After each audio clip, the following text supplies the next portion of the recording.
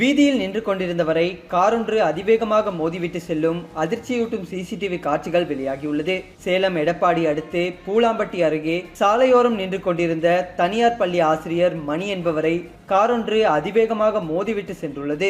மோதிய சில நிமிடங்களில் சம்பவ இடத்திலேயே அந்த ஆசிரியர் உயிரிழந்துள்ளதாக போலீசார் தெரிவிக்கின்றனர். அதிவேகமாக வந்த கார் சாலையோரமாக நின்றவர் மீது மோதிவிட்டு செல்லும் பதைபதைக்க வைக்கும் சிசிடிவி காட்சிகளும் வெளியாகியுள்ளது.